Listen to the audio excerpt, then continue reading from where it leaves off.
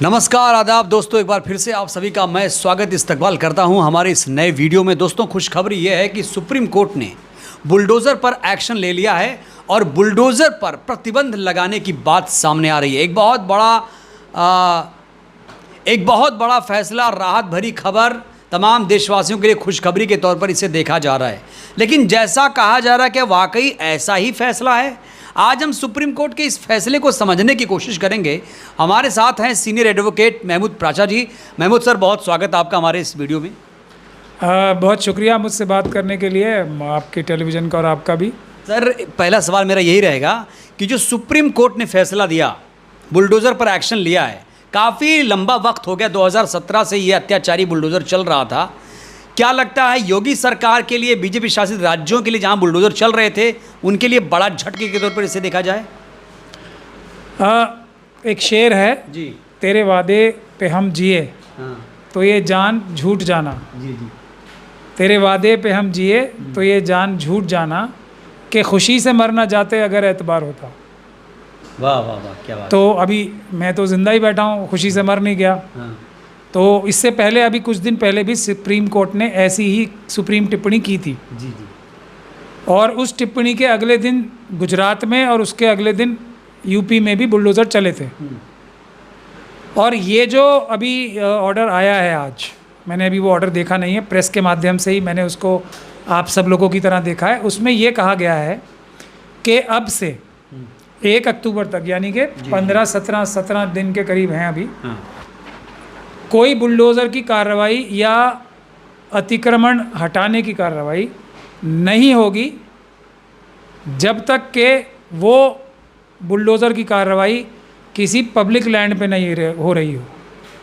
तो इससे मिला क्या, ये मैं समझने के लिए विफल हूँ पूरी तरीके से। एक तो ये सिर्फ 17 दिन के लिए ऑर्डर है, और आज तक जितने भी बुलडोज़र चलाए गए हैं, आप जितनी भी सरकार के तरफ से जो बयान आए हैं, अधिकारियों की तरफ से बयान आए हैं, या पॉलिटिकल लीडर्स की तरफ से बयान आए हैं, वो साफ तौर पे ये कहते हैं कि हमने किसी अपराधी के अपराध की वजह से उसके बुलडोज़र नहीं चलाया उसके घर पे। अच्छा। हमने तो क्योंकि वो अतिक्रमण था, क्योंकि वो इलीगल था, क्योंकि वो एनक्रोचमेंट थी, इसलिए बुलडोज़र चलाया है।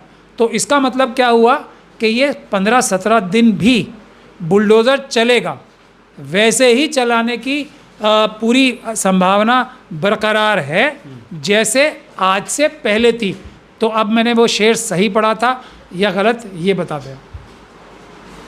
यानी कि जो सुप्रीम कोर्ट का फैसला, जिस पे बहुत सारे लोग खुश हो रहे हैं, खुश होने की ज़्यादा ज़रूरत नहीं है, आप ये कह रहे हैं? खुश होने की ज़्यादा नहीं, कोई भी ज़रूरत नहीं है। ऐसा कोई भी ऑर्डर नहीं आ गया है जिससे आपको राहत मिल पाए, ये समझना चाहिए। और हमारे इस समय सबसे बड़ी समस्या ही ये चल रही है कि लोग आजकल नारों में ज़्यादा आ जाते हैं, भावनाओं में बह जाते हैं। कुछ भी एकदम ऐसा अकाल पड़ा हुआ है ना, तो पानी की एक बूंद नज़र आती है तो उसको ये समझ लेते हैं कि मानसून आ गया। अच्छा, ये सबसे बुरी बात है। हमें बहुत समझदारी के साथ हर चीज़ को समझना चाहिए। नीजर्क रिएक्शन खुशी का भी नहीं होना चाहिए, और नीजर्क रिएक्शन किसी दुख का भी होना नहीं चाहिए। सर, बड़ा सवाल ये है, क्या जो बुलडोज़र चल रहे हैं, जैसे कोई पत्थरबाजी का आरोप लगा, तुरंत बुलडोज़र चल गया, और ख़ास तौर से माइनॉरिटीज़ अगर कहीं आरोपी एक्यूज्ड है तो उसका घर तो गिराया जाना तय है, ये किस तरह का न्याय है? ये इस कार्य के साथ न्याय का शब्द यूज़ करना या इस्तेमाल करना ही अन्याय है। ये अपराध है। बुलडोज़र अपराध है। बुलडोज़र की कार्रवाई सीधा अपराध है। कैसे, बता दीजिए। कैसे? ऐसे, लेकिन उससे पहले ये बता दूं मैं कि सबसे ज़्यादा जो ज़मीनें छीनने की बुलडोज़र की कार्रवाई हो रही है वो ट्राइबल कम्युनिटी के साथ हो रही है। जी। उसके बाद नंबर आता है मुसलमानों का, और मुसलमानों के साथ जो ये हो रहा है वो उसकी कार्रवाई में बता दूं कि ये अपराध कैसा है, और ट्राइबल्स के साथ भी अपराध कैसा है। कोई भी वो कार्य जो कानून में प्रावधान है उसका पालन किए बगैर अगर करता है कोई भी, चाहे वो प्रधानमंत्री हो, चाहे वो डायरेक्टर जनरल ऑफ पुलिस, चाहे वो बुलडोज़र बाबा हों, चाहे हमारे परम आदरणीय मुख्यमंत्री उत्तर प्रदेश योगी आदित्यनाथ जी, इतना एडजेक्टिव लगा दिया आपने, भी हों, हाँ, तब भी वो अपराध हैं, और जो वो कर रहे हैं वो उनको अपराधी की श्रेणी में एक बार फिर डालता है, जैसा कि उनके ऊपर पहले भी मुकदमे चल रहे थे। अब तो कोई मुकदमा नहीं है, हाँ, ये है अब के मेरे पास पाक साफ हो गए हैं एकदम। अपने आप ही जज बन के हाँ। अपने आप को बरी करना, तो क्या बरी होना और क्या बरी करना हुआ। वो अपने आप को खुद बरी कर रहे हैं, खुद बरी ये भी उनकी महानता का परिचायक तो है। ऐसा कभी होना चाहिए, मतलब कुछ तो शर्म होनी चाहिए या नहीं होनी चाहिए दुनिया में। मेरे ऊपर मुकदमे चल रहे हैं और मैं जज बन के अपने आप ही मुकदमे अपने सिराफ। सर यही एक सवाल खड़ा होता है, कोर्ट अदालतें सब क्या कर रहे हैं? क्या मूक दर्शक बन के संविधान लोकतंत्र की हत्या होते हुए देखेंगे? ये सब देखेंगे नहीं, देख रहे हैं। हाँ। और ये बड़े दुर्भाग्य की बात है। और इसमें सबसे जो गुहार बड़ी लगाई गई थी सुप्रीम कोर्ट के 4 जजेस ने, जो सिटिंग जजेस थे, यानी कि उस समय जज थे, वो जज की कुर्सियों पे बैठे हुए थे, उन्होंने प्रेस कॉन्फ्रेंस करके जनता से गुहार लगाई थी कि हमारे ऊपर दबाव है और आओ हमें बचाओ, जनता इस देश की हमें बचाए। जनता ने नहीं बचाया तो उसका अंजाम ये हो रहा है। इसीलिए पूरे देश में इस वक्त अगर आवश्यकता है तो अपने संस्थानों को बचाने के लिए, सुप्रीम कोर्ट को बचाने के लिए हम सब लोगों को बड़ी संख्या में पीसफुल प्रोटेस्ट करने चाहिए। सीजेआई साहब कम है सुप्रीम कोर्ट को बचाने के लिए, जो आप जैसे लोगों की ज़रूरत पड़ेगी। नहीं, मैं वही तो बता रहा हूँ आपको कि कम नहीं, बहुत कम साबित हो रहे हैं आजकल, बिल्कुल नाकाम साबित हो रहे हैं। उसका लेटेस्ट एग्जाम्पल अभी आप सभी लोगों ने देखा है, जिस पे मैंने सीजेआई साहब को ये भी एक ट्वीट करके बोला है कि आप ये जो मोदी जी ने आपके साथ जो एक ट्वीट किया है अपना वीडियो, उसकी बुनियाद पे आपको इस्तीफ़ा दे देना चाहिए। लेकिन ये एक अलग विषय है।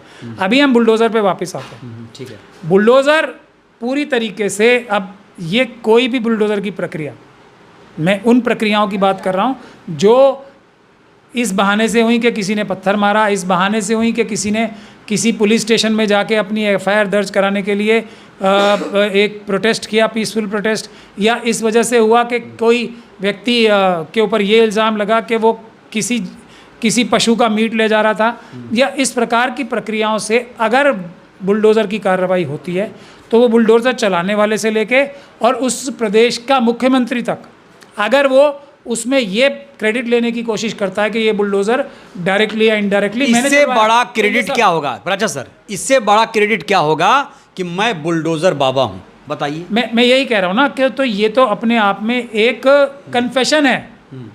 मतलब ये स्टेटमेंट अगर अदालत में कोई ले जाए तो इसी बात पे बाबा को लंबे टाइम के लिए, बाबा बनने के लिए जेल जाना पड़ेगा।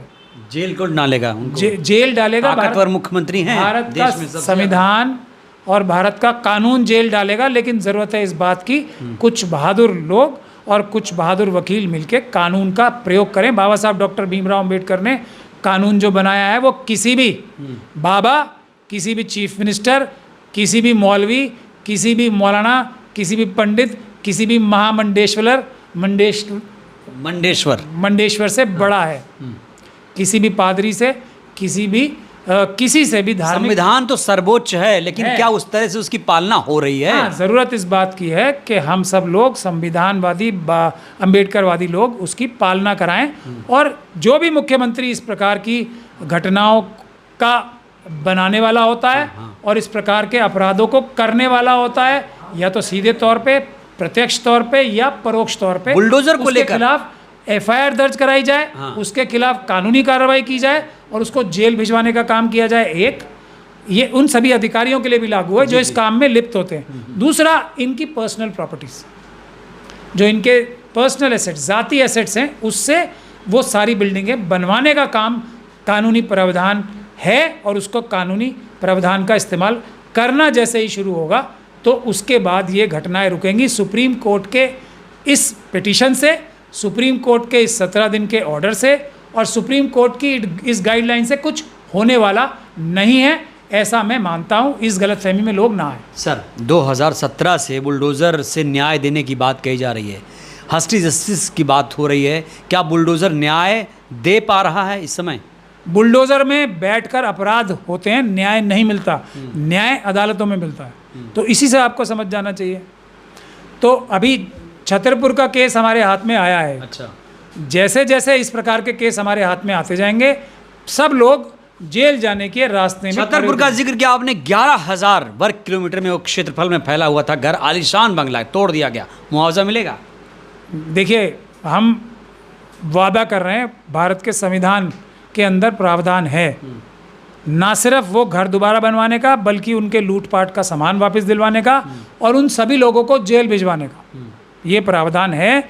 सिर्फ ज़रूरत इस बात की है कि ताकत लगा के, मेहनत करके और परसिवियरेंस से, यानी कि मुस्तकिल मिजाजी से इसका पीछा किया जाए, इसके पीछे लगा। आखिरी सवाल, जो लोग उम्मीद कर रहे हैं कि अब उनका घर सुप्रीम कोर्ट के फैसले के बाद नहीं गिराया जाएगा, उनको आप क्या कहेंगे? उम्मीद तो बधी है, टूट जाएगी उम्मीद क्या? नहीं, झूठी उम्मीदें बांधना, झूठी उम्मीदें बंधवाना अपना नुकसान करने से का रास्ता होता है और सबसे बड़ा रास्ता होता है।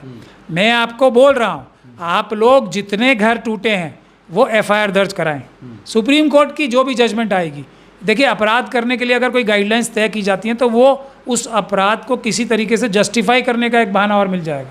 अभी तो वो पूरी तरीके से खालिस, प्योर तरीके से अपराध ही अपराध है। अब अगर सुप्रीम कोर्ट कोई गाइडलाइन तय करती है तो अपराध को कैसे करना है उसका एक उनको बच निकलने का रास्ता मिल जाएगा। कहीं ना कहीं उस अपराध की जो ग्रेविटी है वो कम हो जाएगी। तो मैं इससे बहुत कंसर्न हूँ, ये मामला सुप्रीम कोर्ट में ले जाना ही नहीं चाहिए था, इससे कोई फ़ायदा नहीं होने वाला, नुकसान फ़ायदा होगा कैसे? मैं बता तो रहा हूँ, हर जगह जहाँ बुलडोज़र गैर कानूनी तौर से चला है और 95% से ज़्यादा बुलडोज़र गैर कानूनी तौर से चलाया है, झूठे कागज़ बना के। मैं ये भी बता दूं, बहुत लोगों को ये मेरे इंटरव्यूज़ के बाद ये जो आरएसएस के एजेंट्स हैं वो ये समझाने की कोशिश करते हैं, दलाल और मुखबिर, कि भाई वो पुलिस ने जो एमसीडी के लोग हैं, जो सरकारी कर्मचारी हैं, उन्होंने बैक डेट में कागज़ बना लिए होते हैं। तो वो भारत के संविधान और कानून में क्षमता है, वो सारे कागज़ जो झूठे बनाए होंगे, बैक टाइम में नोटिस दिए होंगे, जो वो फर्जीवाड़ा किया होगा फ़ोटो खींचने का चिपका के, वो सब कानून के ज़रिए से पकड़ा जाएगा और वो एक अपराध और ऊपर से होगा, अपराध के ऊपर अपराध हो जाएगा। तो उससे सज़ा भी बढ़ जाएगी उनकी। घबराएं मत, डरे मत, भारत के संविधान का इस्तेमाल करें। राहुल जी भी कहते हैं डरो मत, लेकिन इसके आगे मैं बोल रहा हूँ जी, डरो मत। लेकिन डरो मत को एस्टेब्लिश कैसे करना है? भारत का संविधान का प्रयोग करो, भारत के कानून का प्रयोग करो और डरो मत, कानूनी कार्रवाई करो, फिर डरेंगे वो जो अपराधी हैं, जो अपराध करते हैं। तो एक तरफ सुप्रीम कोर्ट का फैसला, एक तरफ आपका फैसला, मैं अब जनता के ऊपर छोड़ता हूं, वो आपके बयान पर क्या फैसला लेगी। टिप्पणी आप लोग जरूर करिए, प्रतिक्रिया बहुत जरूरी है। प्राचा सर की बातों से सहमत है, असहमत है? एक बात मैं कहना चाहूँगा, ये बात जनता पे नहीं छोड़नी चाहिए, ये बात आने वाले समय पे छोड़नी चाहिए कि क्या सुप्रीम कोर्ट के ऑर्डर से कुछ भी राहत मिलेगी या नहीं मिलेगी। तब आप ये लोग बोल सकते हैं कि प्राचा साहब उस वक्त सही बोल रहे थे या गलत बोल रहे थे। इसी वक्त की मैं बात कर रहा हूँ, इसी वक्त की बात कर रहा हूँ। इस वक्त आप लोग क्या सोचते हैं? सर का वीडियो आप लोगों ने देखा, सहमति असहमति ज़रूर व्यक्त करिए। बहुत बहुत धन्यवाद, शुक्रिया।